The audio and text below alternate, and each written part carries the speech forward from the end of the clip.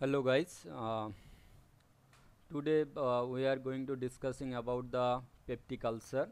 So what is peptic ulcer and what is the its etiologenesis, what is its pathophysiology, and what are the drug we are using for treatment of the peptic ulcer, and what are the drug we are using for the treatment of the peptic ulcer. So one by one we will discuss, and we will try to understood the disease, and we will try to understood the mechanism action of the drug used in the treatment of peptic ulcer.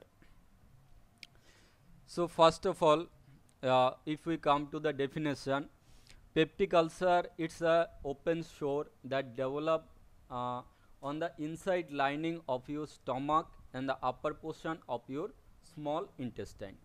The most common symptom of ulcer is pain. Ulcer means you can say that there is damaged tissue. So in our stomach, it is basically is very sensitive part.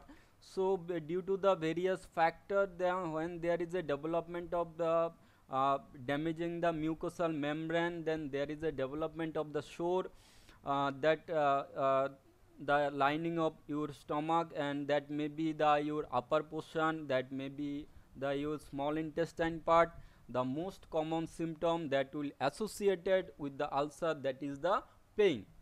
So what we can say, when it is occur in the stomach, then we termed it as a gastric ulcer.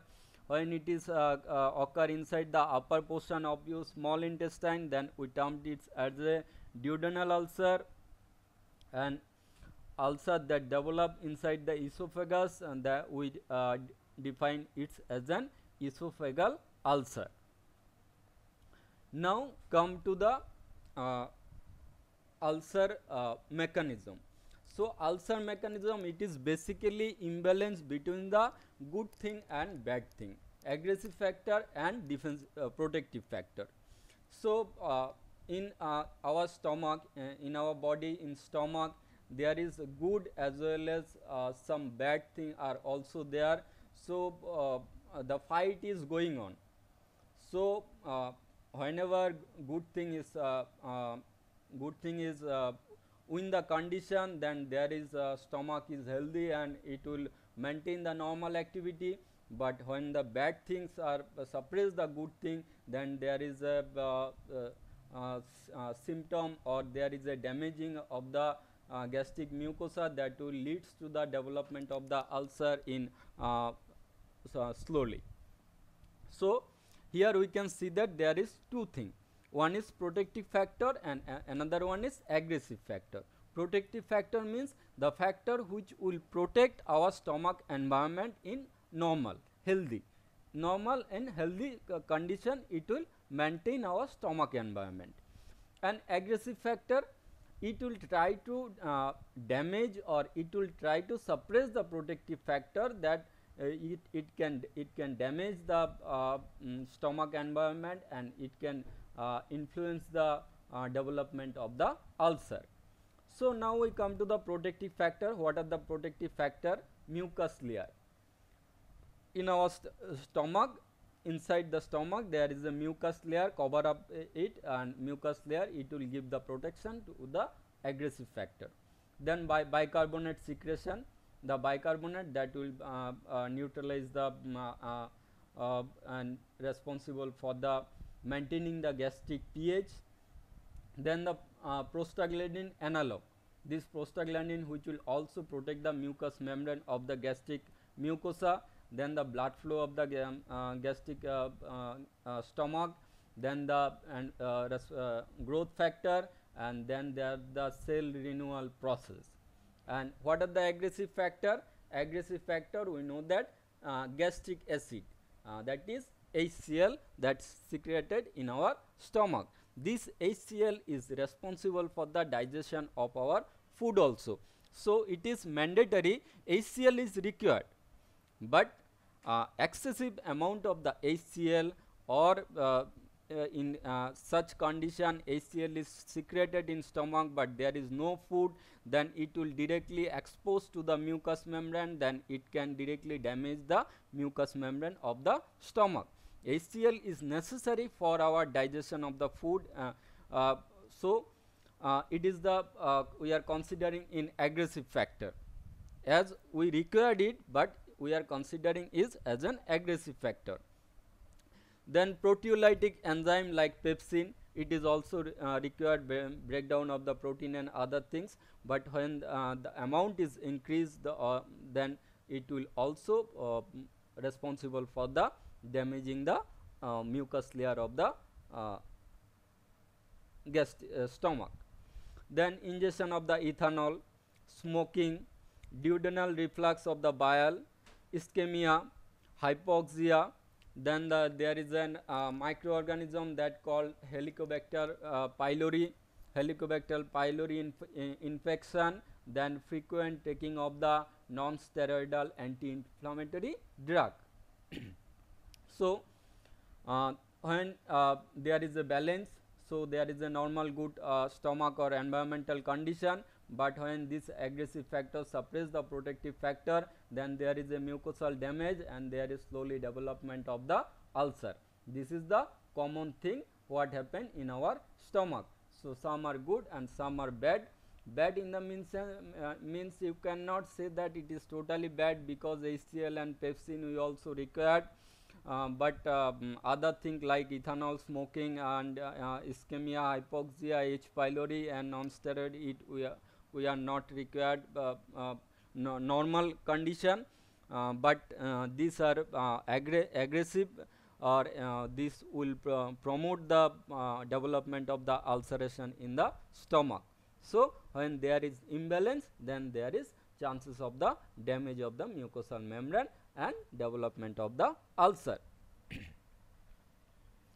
Now etiology, what is the cause that can causes the peptic ulcer?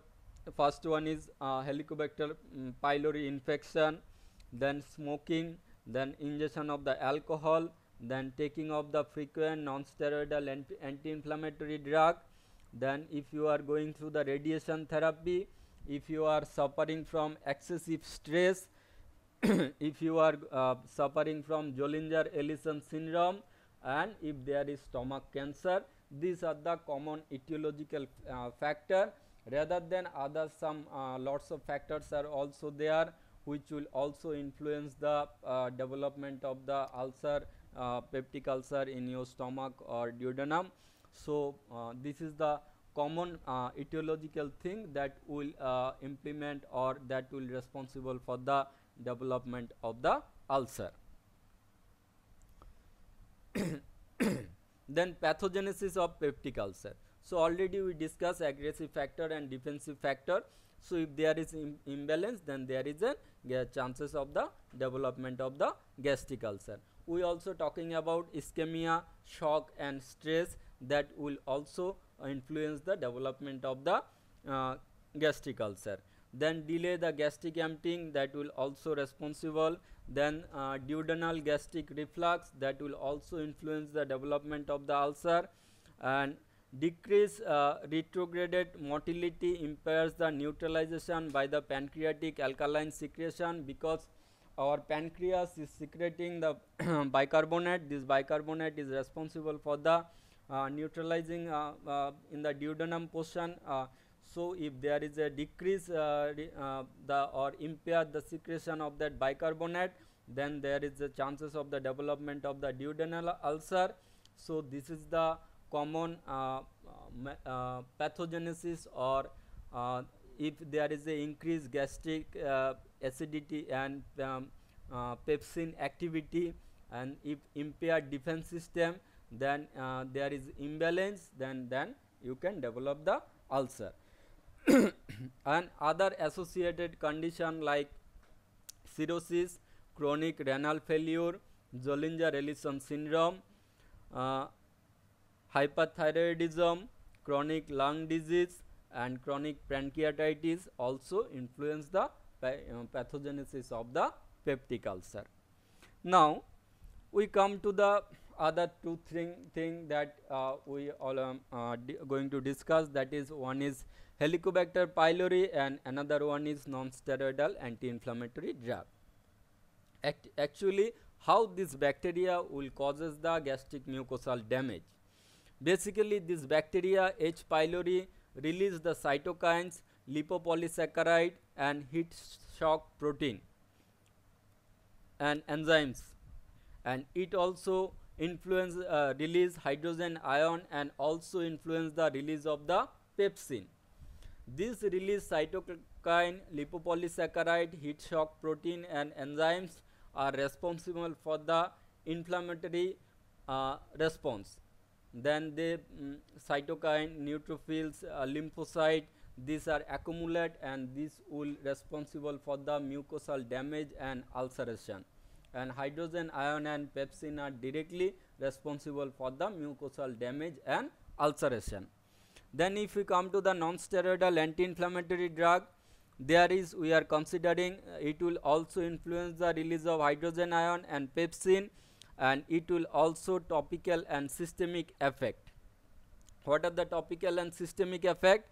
They decrease the mucus production which is protective in nature, decrease the blood flow which is also protective in nature, increase neutrophil, decrease bicarbonate which is protective in nature, decrease cell restitution. So, all these factors associate and that will leads to the damage of the mucous membrane and that will leads to the development of the ulcer. So, these are the Helicobacter Bacter pylori and non-steroidal anti-inflammatory drug. This will by this pathway and by this mechanism they will causes the ulceration in our stomach. So, this is the pathophysiology of the development of the peptic ulcer. Now, what are the symptoms of the peptic ulcer? First, you will feel the stomach pain, that is the most common symptom. Then there is acid reflux, like you are feeling that the acid comes out through your mouth. So, this acid reflux you will feel like that. You will lose your weight, and there is in heart you will feeling the burning sensation, and you are less interest to eating due to the pain, and due to the loss of blood you can suffering from anemia, and you will always feel the nausea and vomiting, and in your stool it may be dark due to the blood are excreted or blood are secreted through your stool, and you will feel the bloating sensation in your stomach, and vomiting blood may comes out through your vomit. So, these are the common symptoms of the peptic ulcer. Now, diagnosis. How you will diagnose any person or any individual is suffering from peptic ulcer, the disease, how you will diagnose or how you will identify that any person or any individual is suffering from peptic ulcer, or this ulcer due to the which reason, due to the taking of non-steroidal anti-inflammatory drug, due to the Helicobacter pylori infection. What? Because depending upon the nature, if it is due to the H. pylori infection, then treatment will be different. If it is due to the imbalance between the aggressive and defensive factor, then the treatment will be different. So, the diagnosis is very important. So, laboratory test for H. pylori.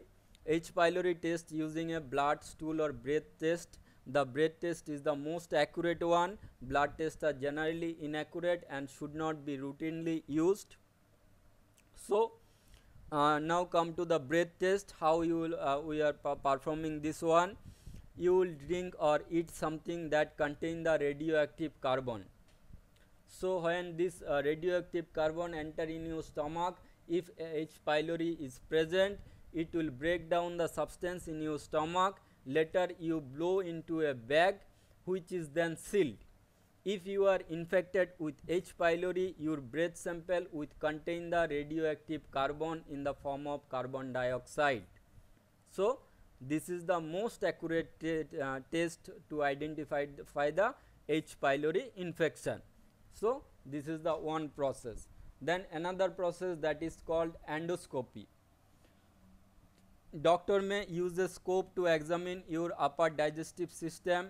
During endoscopy, your doctor passes a hollow tube equipped with a lens, means a camera or lens that is fit with a hollow tube that will insert through your mouth down to your throat and into your esophagus, stomach and small intestine.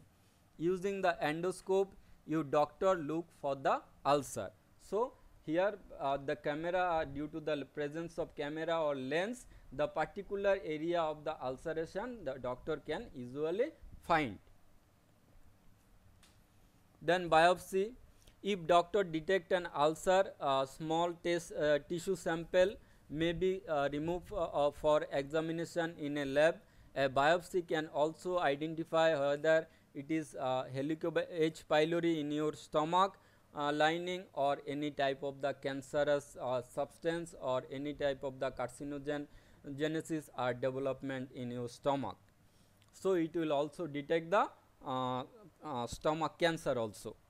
Then upper gastrointestinal series, sometime it is called as barium swallow. This series of X-ray of your upper digestive system, which created an image of your esophagus, stomach and small intestine. During the X-ray, you swallow a white liquid containing barium that coat your digestive tract and makes an ulcer more visible. So this is the other test we are performing to detect the ulcer, peptic ulcer. Now classification of the drug. Here first of all, the most prominent and effective drug for the treatment of the peptic ulcer are, that is the proton pump inhibitor, and that is pantoprazole, rabeprazole, lansoprazole, omeprazole. Then histamine receptor, basically H2 receptor antagonist, that is cimetidine, ranitidine and famotidine. Prostaglandin analog, misoprostol. Then there is ulcer protective, sucralfate, bismuth, chelate, and then there is antacid. Antacid, further it will divided into two class, systemic antacid and non-systemic antacid. Systemic antacid like sodium bicarbonate, and non-systemic antacid like aluminum hydroxide gel. Then for H. pylori infection, sometime we go through the antibiotic therapy also. For that, amoxicillin, clarithromycin, metronidazole, tinidazole, these are the drug which are antibiotic which we are use and suppress the acid production, that we can say that anticholinergic compound, that is the atropine, dicyclomine and oxyphenonium. Basically this type of this anticholinergic compound are not widely used in our country, but the other drug whatever we are classified and talking about, these are commonly used for the treatment of the peptic ulcer or different type of the ulcer associated with our stomach environment. Now here the most important thing and most important part, if you remember this one, and you can easily understood the mechanism of action and pathophysiology and all other the things of the peptic ulcer. So first here at the right hand side you can see that vagus nerve, when it is stimulated, is there is first you see that parietal cell and paracrine cell, and below anticholinergic you can see that paracrine cell, and in middle you can see that parietal cell. So when vagus nerve or food any other stimuli or anything that stimulate the vagus nerve, it will release the acetylcholine. Okay. So in this acetylcholine comes and bind to the muscarinic M1 receptor at the paracrine cell. Okay. This M1 receptor are responsible for the release of the histamine. This histamine, which in parietal cell there is a prominent H2 receptor is there. This histamine bind to the H2 receptor. Okay. So this acetylcholine in their upper one portion you can see that there one M1 receptor is there. So this acetylcholine can go and bind to directly to the parietal cell muscarinic receptor also. And then there is gastrin. We are coming gastrin in later on. Okay. So when this histamine bind to the H2 receptor, this activate the second messenger, that is called CAMP, cyclin adenosine monophosphate, which will stimulate the H plus and K plus. Here at black color portion you can see that H plus and K plus, ATPase, that is the proton pump. So this CMP influence the release of H plus ion from the parietal cell into the stomach environment, and below that you can see that there is a chloride channel. The chloride channel, so parietal cell release the H plus, and from chloride channel the chlorine is present, so H plus and Cl minus combine and from the HCl. Okay. And same way in parietal cell, if you see the muscarinic receptor, it will also activate the second messenger calcium, which will also influence the release of the H plus. So H plus come to the stomach environment from parietal cell, and it will combine with the Cl minus and form the HCl. And later on here you can see that in paracrine cell there is a other thing, there is the Helicobacter pylori. So Helicobacter pylori, what it could, it is release the cytokines and gastrin. So cytokine activate the G cell, G cell stimulate the release of the gastrin, gastrin bind to the paracrine cell gastrin G receptor. This will stimulate the release of the histamine. This gastrin can also directly bind to the parietal cell where gastrin receptor is present. That will stimulate the calcium dependent pathway and will influence the release of H plus ion. This gastrin in parietal cell, so by this way it will also influence the production and secretion of the HCl in stomach. Now if we come to the drug classification, we already discussed. Now we come to the drug, what is their mechanism of action. So first here you can see that anticholinergic drug. If we use anticholinergic drug, it can stop the acetylcholine bind to the muscarinic receptor. So if acetylcholine are not able to bind to the muscarinic receptor, so parietal cell are not influence the release of the H plus ion into the stomach environment. So ultimately acid secretion will be suppressed. Then you can see that H2 antagonist cimetidine and ranitidine. So what happened, from paracrine cell histamine come and bind to the H2 receptor. So if we use the cimetidine, ranitidine or famotidine, it will block the H2 receptor, so there is no activation of the second messenger CMP, so it will not influence the proton pump, so it will not able to release the H plus ion into the stomach environment. Okay. Now H2 antagonist mechanism you could understood properly. H2 cimetidine, ranitidine, famotidine stop the binding of histamine into the H2 receptor and ultimately influence the inhibit the release of H plus ion from the by the parietal cell. Then number third you can see that acid secretion reducer or proton pump inhibitor. So ultimately this pump is the main, the black color one, which you can see that this pump is the main. This pump, it basically from parietal cell release the H plus ion and enter the potassium inside the parietal cell. If we block this pump, if we block this pump, so no H plus ion are able to comes out into the stomach environment. So there is no H plus, so there is no combination H plus and Cl minus, so there is no acid secretion. So proton pump inhibitor, omeprazole, lansoprazole and other drug stop or block the proton pump and inhibit the release of H plus ion into the stomach environment. And then you can see the Helicobacter pylori.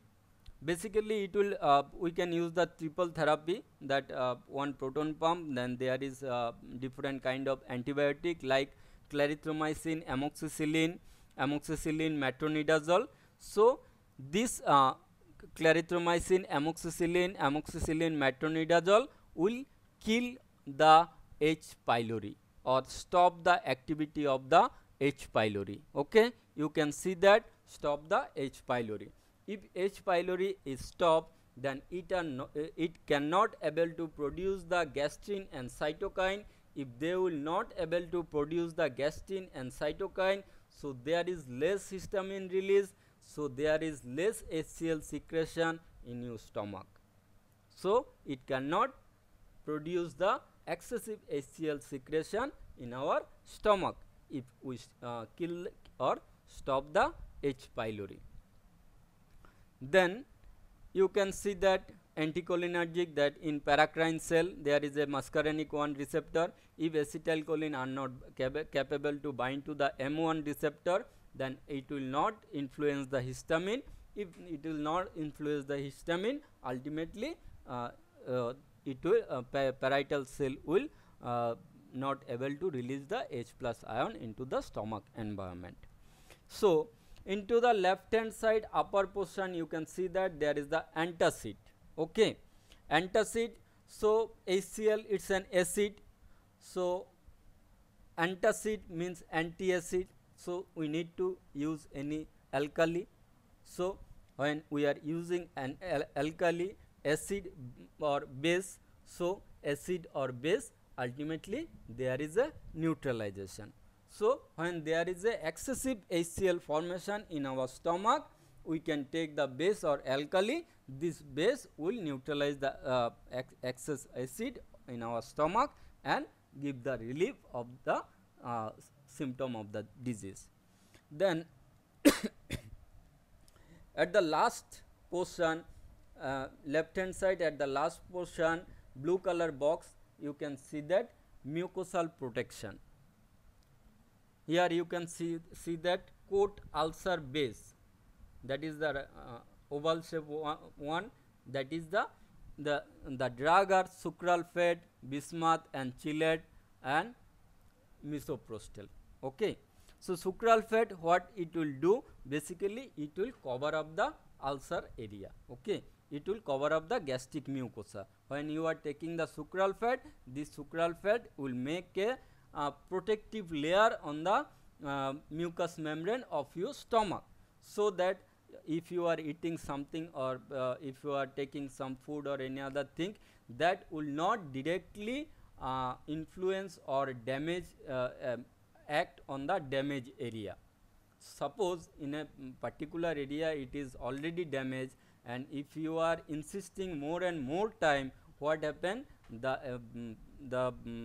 the spread of the damaged tissue and damaged area will more elaborated, and you will suffering from more difficult condition. So if you are taking the sucralfate, it will make a protection of the that damaged area, and so that the food and HCl are not capable of directly come to contact in this particular area, and it will maintain the or it will help the heal the ulcer quickly. And misoprostol, that is also strengthen the mucosal layer protection. Okay, it is the mechanism I will discuss later on, and somehow it will the question mark is there, it will maybe act on the H pylori also. So here you will understood the mechanism. So here vagus nerve that will release acetylcholine, that acetylcholine in paracrine cell bind to the muscarinic receptor, release the histamine, histamine activating the second messenger CMP, activate the proton pump and release the H plus ion, and this H plus ion combination with the Cl minus, it is from the HCl into the stomach. And then there is a gastrin, by Helicobacterial pylori, it will release the cytokine and gastrin, and this gastrin can bind to the paracrine cell and can also directly bind to the parietal cell and also influence the release of the HCl. So, if we block the gastrin receptor, you can block the H plus secretion and you can control the HCl formation. In M1 receptor, muscarinic receptor, it is already present in parietal cell as well as paracrine cell. So, if you also block the muscarinic receptor in the parietal cell and paracrine cell, so it will not activate the calcium dependent pathway and it will also stop the H plus release into the stomach environment. And proton pump inhibitor, the pump which is mainly responsible for the release of the H plus ion from the parietal cell, if we block that particular pump, so that no H plus into the stomach environment, so there is no acid formation. By using antibiotic clarithromycin, amoxicillin, if we are capable of killing the H pylori, then it will not able to release the cytokine and gastrin, so it will ultimately decrease the HCl production. And if we use the sucral fat or bismuth, that will give the protection into the our ulcer area, it will heal or cure the ulcer area more quickly. Then there is antacid. If acid is already formed in stomach, then you are feeling bloating or other symptom, that time you can take a base or alkali that will neutralize the acid formed in your stomach and give you the symptomatic relief. So, this is the overall mechanism of the acid secretion. This is the drug, how they act on this pathway and how they inhibit the acid secretion in our stomach. I hope you will understood properly. Then proton pump inhibitor. So, as a prototype we are describing omeprazole. Proton pump inhibitor reduce the production of the acid by the stomach. They work by irreversibly blocking the enzyme that is called H plus K plus ATPase, which control acid production. This enzyme is also known as the proton pump and is found in the parietal cell of the stomach wall. It is the prototype member of the substituted benzimidazole, which inhibit the final common step in the gastric acid secretion. So, all of you know that in previous picture the final step is the proton pump.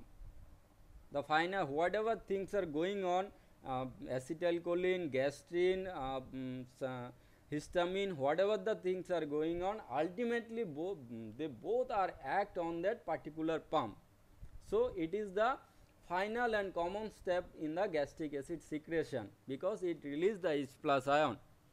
The only significant pharmacological action of omeprazole is dose dependent suppression of the gastric acid secretion without anticholinergic or H2 blocking activity.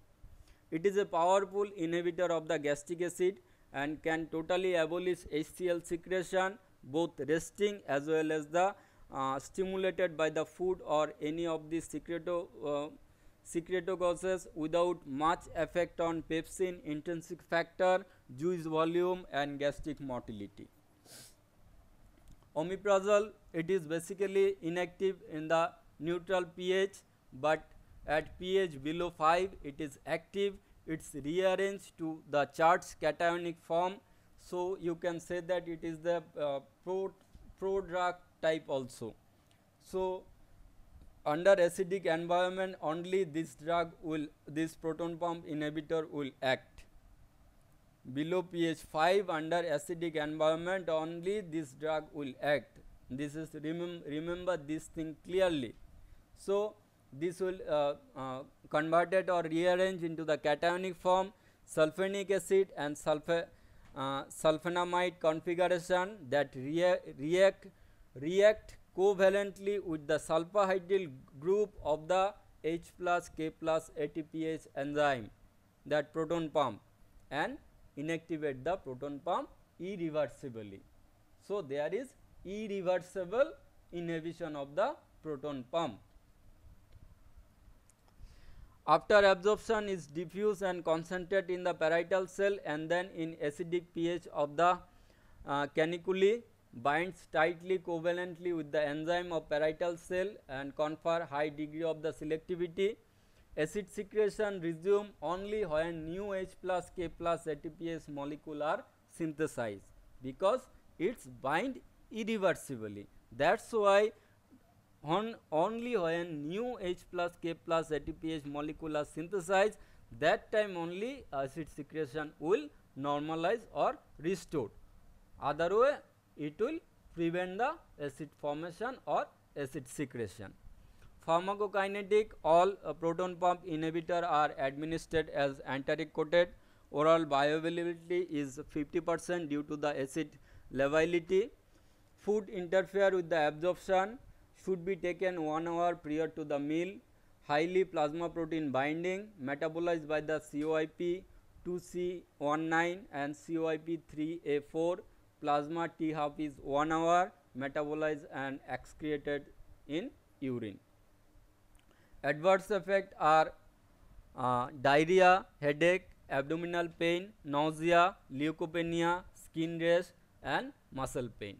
These are the adverse effects associated with the proton pump inhibitor. Therapeutic use: treatment of the peptic ulcer, treatment of the Zollinger-Ellison syndrome, gastroesophageal reflux disease, treatment of the stress ulcer, and bleeding peptic ulcer. Other proton pump inhibitor are like lansoprazole, somewhat more potent than the omeprazole but similar in properties. Pantoprazole, it is similar in potency and clinical efficacy is also similar to the omeprazole, but S-pantoprazole, it is the active single enantiomer, twice as potent as the racemate. So, S-pantoprazole, that is more potent as compared to the pantoprazole. Then there is rabeprazole. This is newer proton pump, is claimed to causes faster acid suppression. And dexarabeprazole, it is the active dextroisomer of rabeprazole, produces similar acid suppression at half of the dose. So, dexarabeprazole half dose is the dexarabeprazole half dose is similar to the adult dose of the rabeprazole. So, it is more potent as compared to the rabeprazole. Now, we come to the antihistamine drug. Antihistamine, basically H2 blocker. This is the first class of the highly effective drug for the for acid peptic disease, but it is suppressed nowadays by the proton pump inhibitor. Cimetidine was the first to introduce into the market and described as prototype. So, pharmacological action, basically it will block the H2 receptor, block histamine induced gastric secretion, cardiac stimulation and uterine relaxation. No effect on the H1 receptor because they are selectively block only the H2 receptor. Gastric secretion, marked inhibition of the gastric secretion. Secretory response to not only histamine but also its acetylcholine, gastrin, insulin, alcohol, food are attenuated. The volume, pepsin content the intrinsic factor secretion are reduced. They do not have any direct action on the gastric or esophageal motility. They attenuate fall in blood pressure due to the histamine, especially in the late phase response seen with the high dose. If you are taking the higher dose, then there is a fall in BP may be sometime observed. Pharmacokinetic, adequately absorbed orally, bioavailability is 60 to 80%, undergoes fast pass metabolism, crosses placenta and reaches milk. About 2 to 3 of doses is excreted unchanged in urine or bile. Elimination T half is 2 to 3 hours. Dose reduction is needed in renal failure. So the adverse effect associated with this H2 blocker are uh, glycomastia, dry mouth, diarrhea, fatigue, headache, insomnia, muscle pain, then vomiting, bowel upset, skin rash, low sperm count, low libido, and impotence. The therapeutic application are peptic ulcer, duodenal ulcer, gastric ulcer, stress ulcer, gastroesophageal reflux disease, Zollinger-Ellison syndrome, prophylaxis of aspiration pneumonia. Interaction: cimetidine inhibit the several cytochrome P450 isoenzyme and reduce the hepatic blood flow. It inhibit the metabolism of many drugs so that they can accumulate to the toxic level. Example are theophylline, phenytoin, carbamazepine, phenobarbital, sulfonylureas, metronidazole, warfarin, lidocaine, nifedipine, quinidine. Now we have come to the another drug, that is famotidine. Here we are not describing about the ranitidine, because few days ago there is some clinical complication arises in ranitidine. So that's why I am not describing the ranitidine, but here I am describing the famotidine. It's a thiazole ring containing H2 blocker which bind tightly to the H2 receptor and exhibit longer duration of action despite an elimination T-half 2.5 to 3.5 hour. It is 5 to 8 times more potent than ranitidine. Because of low affinity of cytochrome P450 and the low dose, drug metabolism modifying propensity is minimal. The oral bioavailability of famotidine is 40 to 50%, and it excreted by the kidney 70% in the unchanged form. Only headache, dizziness, bowel upset, rarely disorientation and rash have been reported.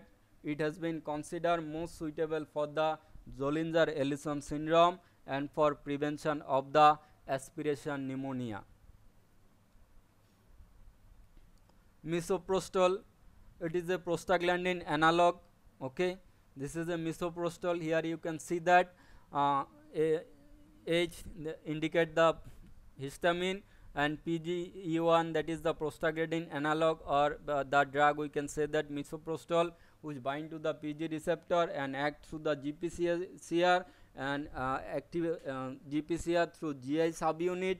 And here you can see that the red sign indicate that it inhibit the activation of the second messenger CMP, so it will reduce the release of the H plus by the proton pump. Okay, so misoprostol is a synthetic prostaglandin E1 analog that stimulate the prostaglandin E1 receptor on parietal cell in the stomach to reduce the gastric acid secretion.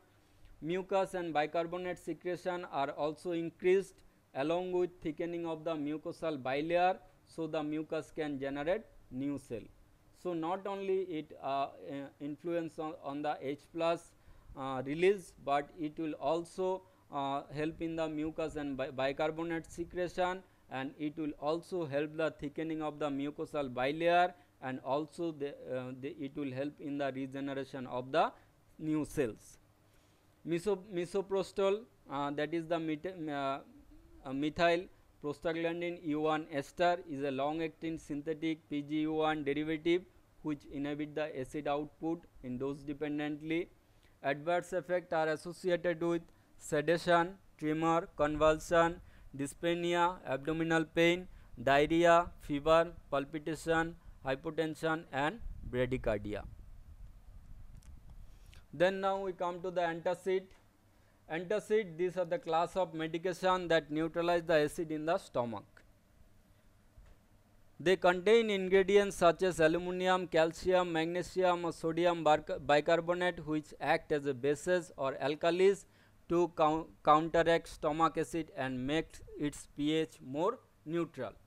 So in left hand side and right hand side, you can see that there is absorbable, that is called systemic antacid, non absorbable, that is called non systemic antacid. Systemic antacid, that is the sodium bicarbonate. Non-systemic antacid, that is the calcium carbonate, magnesium hydroxide, aluminum hydroxide. These are the drug. Okay. So here you can see that this NaHCO3 enter and break down into Na plus HCO3 minus. This HCO3 bind to the H plus ion and from the H2CO3. Further it break down into the H2 and carbon dioxide. Then this sodium comes into the duodenum portion, where it further bind to the and pancreas release the bicarbonate HCO3, and the later part of the duodenum this bicarbonate and sodium are reabsorbed. That's why it is called systemic, reabsorb into the circulation. That's why it is called systemic antacid. And right hand side you can see that calcium carbonate, here it is also break down and form H2CO3. Ultimately it will converted water and carbon dioxide. Then calcium comes to the duodenum portion, then pancreas release the bicarbonate, then as in the form of calcium carbonate it will excrete out. There is no absorption into the systemic circulation. That's why it is called non-systemic antacid. Now systemic antacid, sodium bicarbonate, it's a water soluble, act instantly, but the duration of action is short. It is a potent neutralizer. 1 gram sodium bicarbonate can neutralize 12 milli equivalent hydrochloric acid. pH may be rise to the above 7.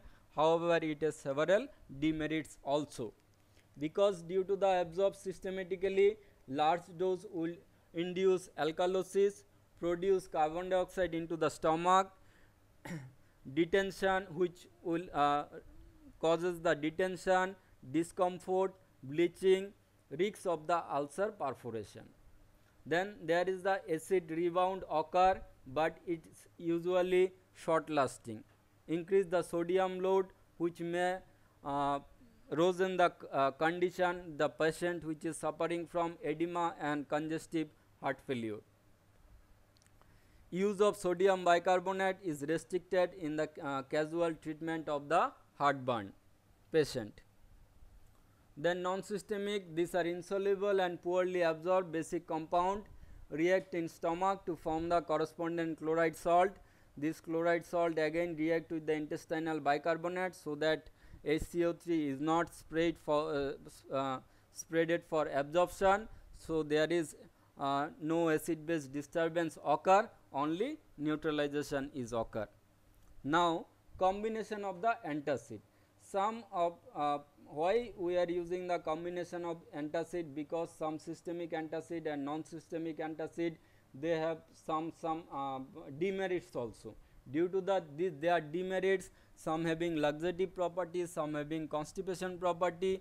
So if we combine both to one, so laxative and constipation, that will maintain the normal circumstances of the body also, and due to other demerits also, we are go to the combination form of antacid.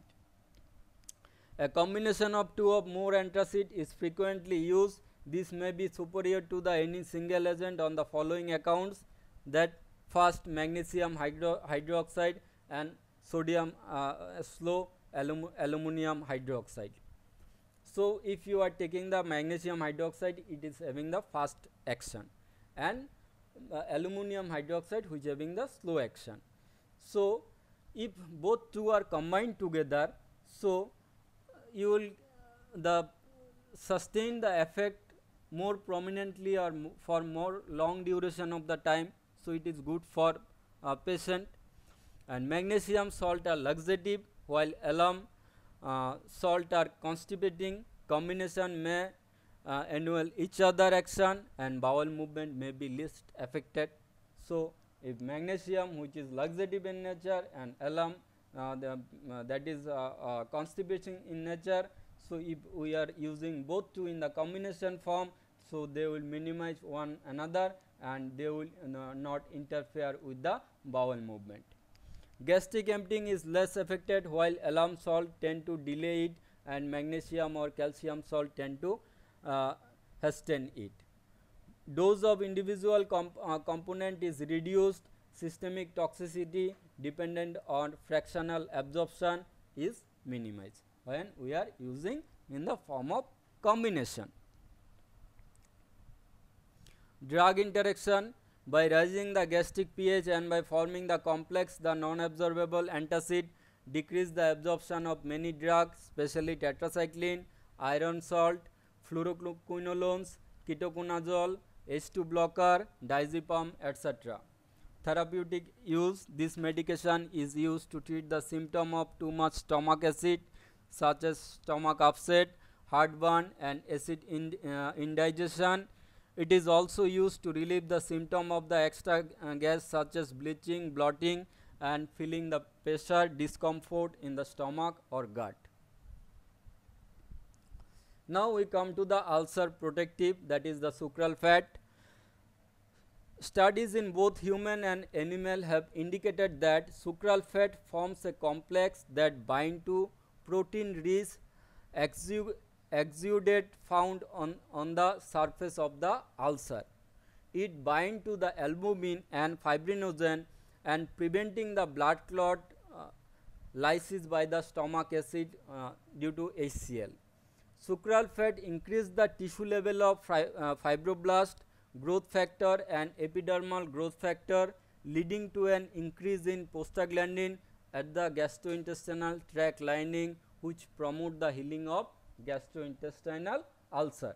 So, basically it's create a coat by binding with the albumin and fibrinogen, and also preventing the blood clot which is lysis by the stomach acid, and increases the tissue level of fibroblast growth factor, and also increases the prostaglandin that will help in the maintaining of the stomach mucosal membrane and stomach environment. So, by this way it will act. Sucral fat albumin makes a film, provide a barrier against the entry of hydrogen ion, which are a component of the gastric acid. In humans, sucral fat given at therapeutic dose of ulcer decrease the pepsin activity in the gastric fluid by 32%. So, it will also reduce the pepsin activity also. Sucral surface protein as ulcer base are precipitated together with which it act as a physical barrier, preventing acid, pepsin, bile for coming in contact with the ulcer bases. So, it will create a coat. Side effect are fewer, constipation reported only 2% patient, potential for the inducing hypophosphatemia by binding phosphate ion in the intestine, dry mouth and nausea are infrequent. Other use of the bile reflux, gastritis, and prophylaxis of the stress ulcer. Interaction: sucral fat absorb many drugs and interfere with the absorption of tetracycline, fluoroquinolone, cimetidine, phenytoin, and digoxin. Antacid given concurrently reduce the efficacy of the sucral fat. Colloidal bismuth subcitrate, tripotassium dicitrotobismuthate. Basically, it will precipitate at pH below 5. It is not an antacid, but heals 60% of the ulcer at 4 weeks and 80 to 90% at the 8th week. The mechanism of action: colloidal bismuth substrate is not clear. The probable mechanism are: it may increase the gastric mucosal prostaglandin E2, mucus and bicarbonate production, may precipitate mucus glycoprotein and coat the ulcer base, and may detach and inhibit the H. pylori directly. So, this is the probable mechanism of colloidal bismuth subcitrate. Gastritis and non-ulcer dyspepsia associated with the H. pylori are also improved by the colloidal bismuth subcitrate. The regimen for CBS is 120 mg as Bi2O3 taken half hour before 3 major meal and at bedtime for 4 to 8 weeks. Milk and antacid should not be taken concomitantly. Most of the ingested CBS passes into the feces. Small amount absorbed are excreted in urine. Side effect are diarrhea, headache and dizziness. Anti-Helicobacter pylori drug, anti-H. pylori drug. H. pylori is a gram-negative bacillus uniquely adapted to the survival in the hostile environment of the stomach. So the drug of choice are proton pump inhibitor, any one proton pump inhibitor. Then you can choose any one antibiotic like amoxicillin, clarithromycin, metronidazole or tinidazole. These are the dose. For 1 week twice daily, for 2 week twice daily. These are the dose regimen you will find in the chart. Okay. Now come to the amoxicillin, how it will kill the H. pylori. Amoxicillin competitively inhibit the penicillin binding protein 1 and other high molecular weight penicillin binding protein. Penicillin bind protein are responsible for the glycosyl transferase and transpeptidase reaction that lead to the cross linking of the D-alanine and D-aspartic acid in bacterial cell wall. Without the action of penicillin binding protein, bacteria upregulated autolytic enzyme and are unable to build and repair the cell wall, leading to bactericidal action. So it will basically block the penicillin 1 enzyme, penicillin binding protein 1, and that will ultimately prevent the healing of the cell wall, and it will ultimately show the bactericidal action. Overdose may present with the hematuria, oligouria, abdominal pain, acute renal failure, vomiting, diarrhea, rash, hyperactivity and drowsiness. Then another antibiotic, that is clarithromycin. It is the first metabolized to the 14-hydroxyl clarithromycin, which is active and works synergistically with its parent compound. Like other macrolide antibiotic, it then penetrate the bacterial cell wall and reversibly bind to the domain 5 of the 23S ribosomal RNA of the 50S subunit of the bacterial ribosome, blocking the translocation of the amino acyl transferase RNA and polypeptide synthesis. By this mechanism, it will kill the H. pylori. Clarithromycin also inhibit the hepatic microsomal CYP3A4 isoenzyme and P glycoprotein and energy dependent drug efflux pump. The toxic or adverse effect include the diarrhea, nausea, abnormal taste, dyspepsia and abdominal discomfort. Transient hearing loss with high dose has been observed. Then there is metronidazole. Metronidazole bind deoxyribonucleic acid and electron transport protein of organism, blocking nucleic acid synthesis. After administration, metronidazole enters cell by the passive diffusion. Following this, ferredoxin and flavodoxin reduce its nitro group to the nitro radical. The redox potential of the electron transport protein of anaerobic or microaerophilic microorganism render metronidazole selective to this organism, which causes nitro group reduction, leading to the production of the toxic metabolites. This include N2-hydroxyethyl oxamic acid and acetamide, which may damage the DNA of replicating organism. By this mechanism, it will kill the microorganism. Overdose includes the peripheral neuropathy, central nervous system toxicity, seizure, disulfiram like effect if combined with the alcohol, dark urine, metallic taste, mouth in the mouth, nausea and discomfort and vertigo. Now newer drug, potassium competitive acid blocker. These are the linaprazan, soraprazan, ribaprazan. Potassium competitive acid blocker share the same final mechanism of action of the inhibit H plus K plus ATPase, and in a K plus competitive but reversible mechanism.